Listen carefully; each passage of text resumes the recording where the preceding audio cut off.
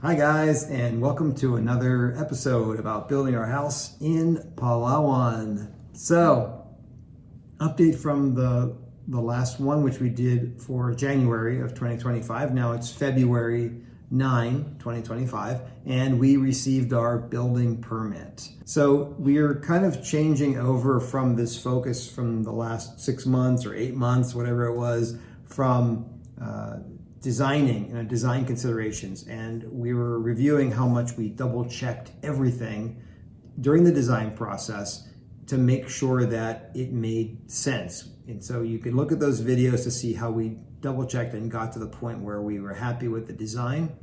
And then our architect went to secure or apply for the building permit, which we received after, I think it was about 2 months. We waited for that or something. It was around the Christmas. It was starting, so we applied, the architect processed the building permit. It was November 29. So that around that time, but it's because it was like Christmas and all of the stuff happening in Philippines. Of course, they are slow, and normally it's kind of like offices in Philippines when it comes to Christmas, they are slowing down and they're not working, like anywhere, and they're taking vacation and all of that stuff. But maybe if we didn't started end of November applying for the building permit, it could have been faster. It's because we have to we did actually apply for November 29, and then the engineer brought us back some kind of wrong errors for the application, and then so he has to fix it again and then send it back to the city, and then we have to wait again for another 2 weeks to be able to get the real building permit. And we know that in the process of building the house, there's certain things you can control and certain things you can't. And we could not control when we submitted it. So we accepting those kind of things that are out of your control, panahon and building permits, that kind of thing. You can do your best, but if it's at Christmas, what are you going to do? You can't hurry them up. Yeah. So basically, to tell you the truth, we actually got it faster. I mean, to me, it seems faster to get our building permit, because some people that they're saying that, it takes us to get a 3 months to be able to approve for building permit. So I think we got, lucky to be able to get it faster. So then when that came through, we said, it's kind of a shock, because before you're focusing on we're getting these design or construction documents, blueprints basically, and you're going over every little corridor or steps, how many steps there are in the rise and the run of the steps and all that.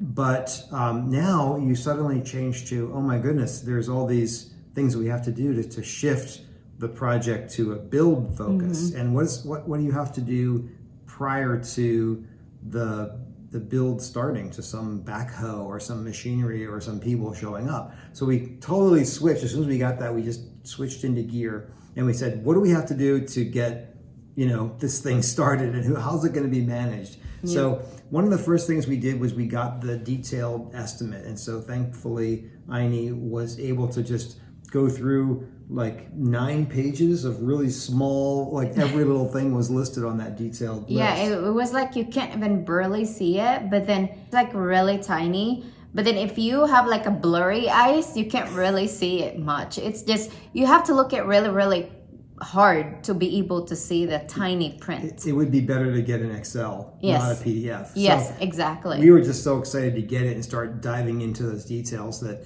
we didn't want to wait around to get the Excel spreadsheet. So we printed out the PDF and started to go through. And what I really wanted to let you know that luckily Aini had the time to do that. I'm still working, so I didn't have the time, but having taken the time to go through every line, the main thing you want to do with that is see if it makes basic common sense for the Philippines. So, you have what things cost in the Philippines and what things cost in your other country, Europe or the US or Canada. And so we went through and we saw that we converted, you just have a basic conversion, maybe not a detailed conversion from the Philippine peso to your currency. And then you say, wow, that seems like an awful lot of money for this or something. And just doing that basic common sense, we found like they were clearing the land was this huge amount of money. And we thought, wow, that seems like too much money. And it turned out it was a mistake. Yes. They just pasted in some commercial land clearing amount, and we're like, wow, that seems like we should go get our own team to do that. Filipinos can clear the land pretty good, as we've seen. Yeah, it seems like it's pretty like expensive just for the clearing and grabbing for the land. I mean, I saw it like it was like 175,000 pesos. I'm like, wow, is that really kind of like that much amount of money to just clear and grab the land? So we were like confirming the architect, is that really how expensive just to be able to clear the land? And it's our land, it's completely like not like bushy or not like basically not a lot of trees. So it's just like kind of like a full of small weeds and not really a lot to clear. And then he was like, oh yes, mom, I'm sorry. It was the commercial the last time when I did the thing, and then some of my stuff like he just pasted. Yeah, he just pasted and then copy and paste, and then that's what's happening. So yeah, we want to tell you guys that you have to be careful about that and just look carefully, because if not, you have to like literally suffer with your financial problem after with all of this expenses after building the house and all of this stuff. Because the next step after the detail is going to be you starting to write checks to people. And so just that common sense thing, like for example, I just think the cabinets that they put in there for creating cabinets, again, it just seemed like, you go to IKEA or Wilcon or Home Depot kind of place, generally what a 4 cabinet thing, wardrobe costs. And, example of the cabinets the architect put it over there. I mean, according to him, it was like, yes, that's how much the cost of just to build a cabinet, like is that custom made, right? Super custom. Yeah, it was like each cabinet, it was like 115,000 pesos, and then there's one like 400,000 pesos. I'm like, what? We were like, you know what?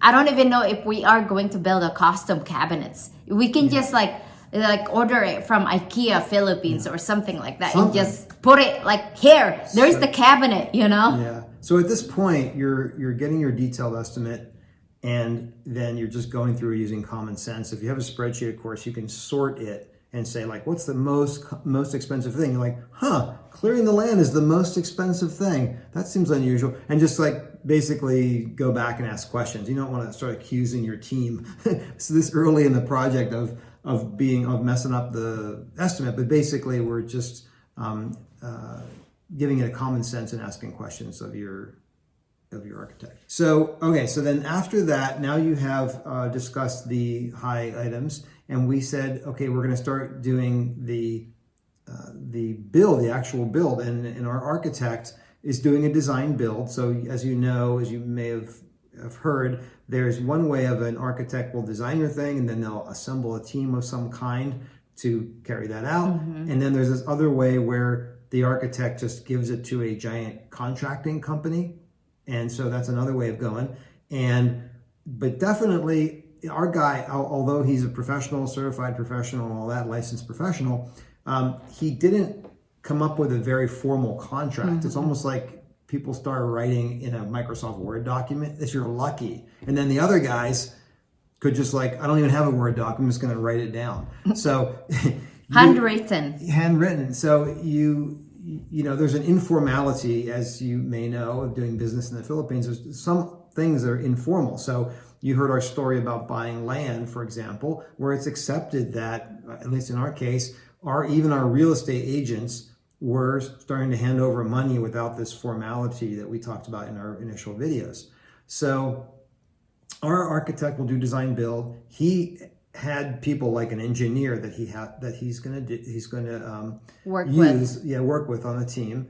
And so we got to the point where we were starting to worry about money or be concerned about money changing hands in an informal environment like the Philippines. Yeah. And then the large money deposits, as you're probably aware, if you're giving a deposit to buy land, imagine your deposit for building a giant structure that's like many, many times more expensive than your land even was. And even the land is worrying people like myself, like, whoa, that's a lot of big deposit just for the land. Try that for a house. The house is like 5 times as more expensive as the land. Now that deposit is also 5 or 10 times as expensive for construction.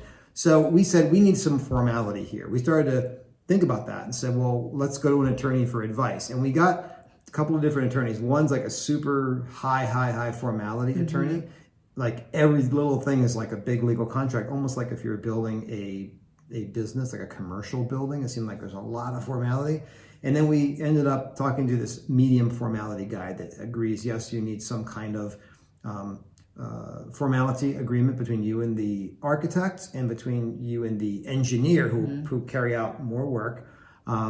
So we just wanted to tell you that you can go different levels of formality. There's like zero formality, which is where we were kind of headed before we decided to add some formality. Then we talked to the high formality. In the middle, we just went right there with the middle formality. We did need some documents. So what we did was kind of a light background check on these gentlemen that we figured were probably already going to be part of our team. But we thought that attorney should do a little bit of a background check. And he kind of poked around and saw stuff. Like, okay, went around town, went to the building department. It's, oh yeah, we heard of your architect, we heard of your engineer. So that they're not like complete scammers or whatever, or they have a history of not doing what they say they're going to do. Yes. That was what the background check was about.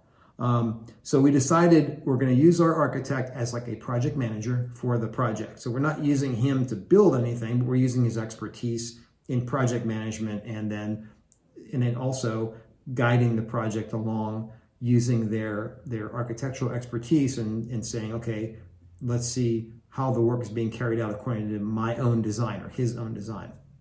So he's project management. So we have a contract between us and the project manager, the architect. Then he had another guy who his background check revealed very good. And we talked to the other folks that this engineer did their house, and they spoke very highly of him. So we said, let's do another notarized contract. Both these contracts are notarized with the engineer guy. Okay. So that we have 2 contracts outlining, very important parts of it, as we'll get to in a moment. Some of the more important parts that come out besides, and your attorney will tell you, oh, we need like the scope of work. What is he actually going to do for you and things like that. Some of the things that came up are bonds. So if you know anything about construction, if you have a surety bond, like a surety bond to make sure that the person's going to do what they say. And if you've already handed over money and then that guy disappears for whatever reason, the bond will pay you back. It's like an insurance thing. Like, oh, thank goodness we have this surety bond. So that's a more established type of contractor would have that. And then you have these more informal operations like an engineer who may not even get a surety bond. So that's one thing we have to take care of in the contract. Are you going to get a surety bond, or are you going to go like what we did, but we're just reducing our risk in other ways? The other thing is that there's a VAT tax in the Philippines, and we're in Palawan, so we understand that there's like a 12% VAT tax, VAT, value added tax. And so this responsibility, it can be shifted to the contractor, the engineer in this case, or it can be shifted to the buyer, or we have to figure out some arrangement, half and half or something like that. But you'll notice if you buy an airplane ticket or something, or whatever you buy in the Philippines, they'll usually put that on the buyer. So you go in, you pay for your thing, here's the amount. It's like a sales tax, I guess. It's added to your amount when you pay. Well, that's not, if you're buying how many tons of concrete or whatever, it's not going to have a receipt like that. But you have to know, and so the contract may address that. But just so you know, for your cost, don't just add up the cost and say, oh, this is great news. It's only going to cost us X amount. You should really add 12% onto that so that if it turns out to be your responsibility, that a bunch of that extra cost could go to you, this tax cost. So that could be in your contract. And then those are 2 really important things. And then the deposit. So a lot of people will say, a lot of engineers and architects will say, give us 10% down, give us 40% down, some huge range all over the place. We got, I think our first number was at 25 or 30 that they said. 30% down payment. So this is the cost of your house, folks. It's a huge, gigantic number. Yes. So I started to get flashbacks to the land purchase where you have people sitting across the table from you. Yeah, just send us so many hundreds or 50, tens of thousands of dollars and we'll get right on that. Well, there's a lot of risk for you and your money, especially where there's no bond that's like, independently confirmed bond that they're saying there that if they disappear for whatever reason, you can get your money back. We didn't have that. So in our case, we said, forget about the bond. This is obviously a little more informal operation, although we have a good background check on the engineer and the architect, and we have these notarized agreements. Even if it's not even nefarious, even if there's something happens to someone in their personal lives, or in their health, if they're holding on to $80,000 US dollars in some random bank account and you can't get through to them for whatever reason, you're in big trouble.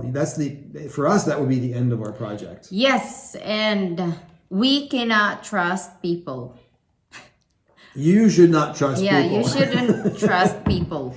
Even though you can start saying oh, we should trust them. I think they're okay. No, that's a wrong thing to do. You say, he seems like a trustworthy guy. Yep. Stop. We actually say that because you get a great feeling working in close relationship with these architects, month by month. Nope, we cannot trust people. Did the word trust just come out of my mouth? No. So basically, there is evidence. Trust is evidence, and so I've actually said that, right? I say whenever we think about the word trust, you think about the word evidence to replace that, meaning that if the person has a surety bond. Even that, you have to go and go to that surety, whatever company issued that, and you're like, is there actually a bond issued by this guy for my exact project?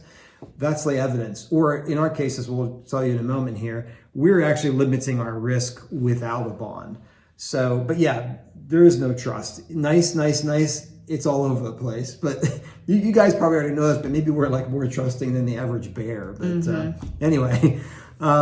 So that was the huge amounts of money that you have to start thinking about. So what we said was, in our contract and with our attorney, we said, hey, we don't want this bond. It's getting to be too complicated and formalized. Can we just give them maybe $3,000 US dollars or maybe 5,000? Because we have some, relationship with them, but just not $80,000 US dollars kind of relationship. So we just said, we'll just put in our contract, we will not send you more than, I think it's 10,000 is the very top. What did we put in the contract? Was it 5,000 US dollars? Yes.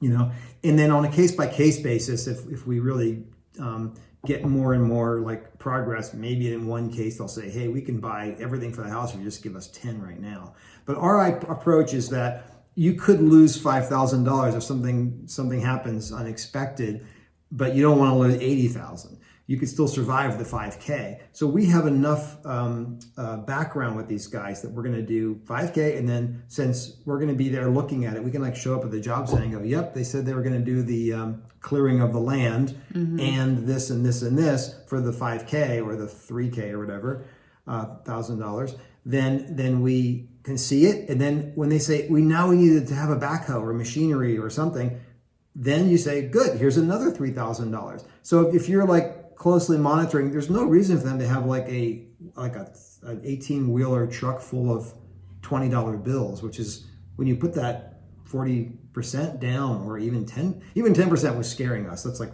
a lot of money. So anyway, keep that in mind that I guess you can reduce your risk. This is not an approach that we read about. We just said, these guys are probably cool, but they're not $80,000 cool. They're probably $3,000 cool, and we'll see what's up. Yeah. So that's our progress. So yeah, again, it's really up to you guys. Which one do you want to go for? If you guys want to, go for 30% of 45% down payment, yeah, go for it. But for us, we just want to make sure that, they don't take the money from us. And our attorney actually said, there are people that they put a ton of money down, and those people moved off the island to another part of the Philippines, and they're chasing them now. Yes. He said, because when we were just looking on Google literally for 5-star attorneys in the Philippines, And this guy said, tell me the name of your architect. I want to make sure he's not the guy that ran off. And we're like, don't tell me this is the guy that ran off. And we didn't think so. But anyway, we did the same approach with the design too. We were paying small amounts. He didn't have enough to retire for the rest of his life. Yeah, and that's why he had to check the background for our architect and the engineer. Yeah, because it is more complicated than a design, because when they start, I guess there's a typical problem where people, if they don't have a bond set up, your contractor could finish half of your project and just take off, and then now you're like stuck with tons of concrete and the guy's disappeared. That's what the bond is supposed to reimburse you for that, and we are personally taking on that risk and then also lowering the amount of money. But if you're building a commercial project, this is how it kind of started to give us the picture that if you're building a mall or something, those people cannot have a contractor disappear or whatever. On your little project, if they do $5,000 worth of work and then the guy has to get out, we have a backup. We have actually asked our architect, do you have like a second choice for an engineer? He's like, oh yeah, no problem. So at least, you only lost like $900 and the new guy can come in and continue the little couple $1,000 payments. So anyway, one of the last things we're going to talk about is sending money, because if you're familiar with Zoom or ways that you may send money to the Philippines, some of them, like Zoom, literally tell you you cannot send this for professional services for whatever reason. We have no idea why. So yeah, I didn't know that Zoom, it's only for family to send money. Yeah. So now we had to sign up for Remitly, so you can send bigger amount. And for professional services, they don't tell you if Zoom finds out that you're sending something to build a house, because we called them and we said, hey, can we send larger amounts? They said, is it professional services? We could just cancel it at any time. So to me, just going with Zoom is like you're just waiting. It's like a pitfall there. They're going to wake up one day and say, you can't make this payment. So Remitly, it does cost like $2 or something. So we said, well, geez, the other one's basically free. But this $2, you won't get interrupted in your project, and and then it's better that you can send the proper amount. You have, if you need to send $10,000 one day, it can actually do it. It's a professional setup. So we watched some YouTube videos about it, and they said Remitly is a pretty good operation. So we're doing that and paying with a debit card. If you do bank to bank, it's like 3 days. If you do debit card, it's pretty much immediate. Within 10 minutes, they'll be able to receive it. Yeah. Through their bank. Right. So we made our first deposit, a couple $1,000 US dollars, and then they've arranged all these things to start planning the work. So now we have our contracts, we have our limited limited risk to ourselves to handing over $80,000, and then we started work. And one of the first things you do, which we didn't really know about, was the groundbreaking ceremony. Well, yeah. Well, the thing is about the groundbreaking, right now we can't really start the construction because it's like a big flooded area in Palawan. So we'll see about that. We're supposed to start the groundbreaking like next week. No, not next week, like 2 weeks from now.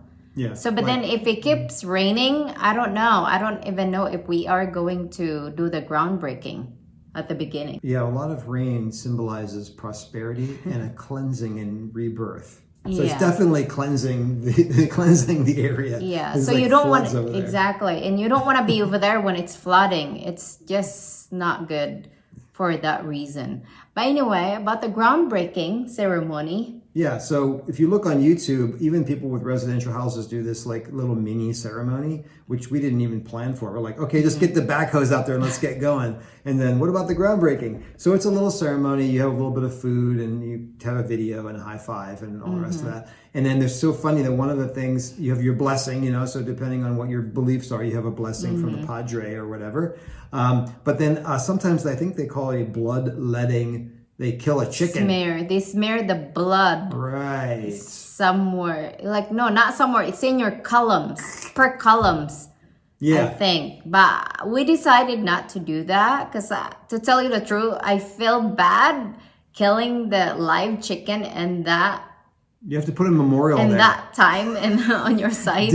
So I feel bad, especially, we have like a pet bird, so I don't want to do that. And it's just, it breaks my heart to see the chicken being killed on that day. Yeah, so we decided to forego the killing of a chicken. But there are other things like tossing coins into the footings of the building that symbolize prosperity or whatever. So choose your good luck things from feng shui, whatever you're following, and then it's a nice thing to have. And then we're just going to get to the actual work of building this house. Yeah.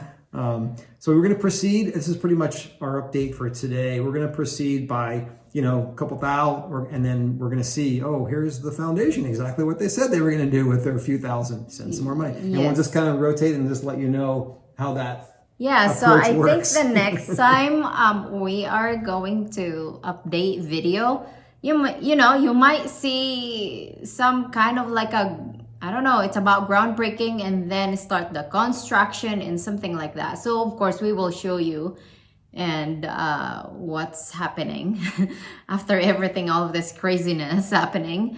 So yeah, that's it. That's our experience and our advice for now. And so we will see you soon. Yeah, and thank you again for watching our mini vlog here. Yeah. All right. Take care. All right. Thank you guys. Bye.